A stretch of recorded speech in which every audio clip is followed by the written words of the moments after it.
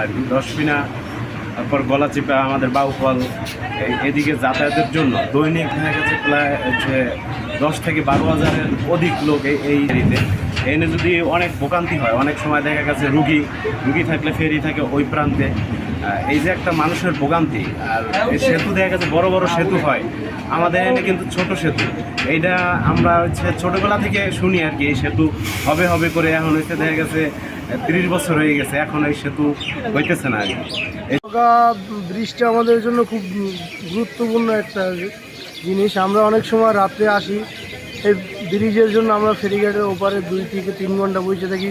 অনেক সময় অনেক এমার্জেন্সি রুগী আসে, কিন্তু ফেরির জন্য আপনার পার হতে পারে না। এই বিভিন্ন ভোগান্তিতে আমরা আছি। আমাদের বগা ব্রিজটা খুব জরুরি দরকার। অত্র দক্ষিণবঙ্গে বরিশাল বিভাগে আর কোথাও ফেরি নেই, শুধু আমাদের এই বগা ফেরি আছে। এই ব্রিজটা, এই সরকার যদি এই ব্রিজটা আমাদের করে দেয়, আমরা বাউফলবাসী, দশমিনাবাসী, দক্ষিণবঙ্গবাসী সবাই খুব উপকৃত হব। কারণে আমরা ঘন্টার পর ঘন্টা বাসে বসে ভোগান্তির শিকার হচ্ছি।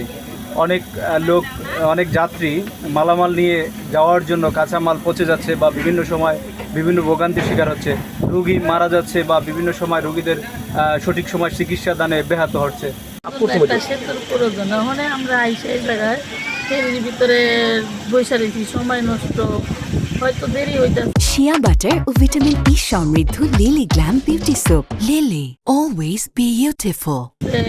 অনেক সময় লাগে, আমাদের আসা যাওয়াটা অনেক কষ্ট হয়ে যায়। কারণ যদি একটা সেতু ওই জায়গার মধ্যে দেয়, অনেক ভালো হয়, আমাদের সুবিধা হয় আসা যাওয়া। যে ফসলাদি আছে, এই ফসলাদি নিয়ে আমরা ঢাকার সাথে সরাসরি যোগাযোগ করতে পারি না। সব জায়গায় এই সেতুটা একটা প্রতিবন্ধকতা, একটা বাধা। আমাদের এই টোটাল এই 3টা উপজেলা, বাউফল, দশমিনা এবং গলাচিপা, এই 3 উপজেলার মানুষের একটা দুঃখের নাম হচ্ছে কি এই বগা সেতু।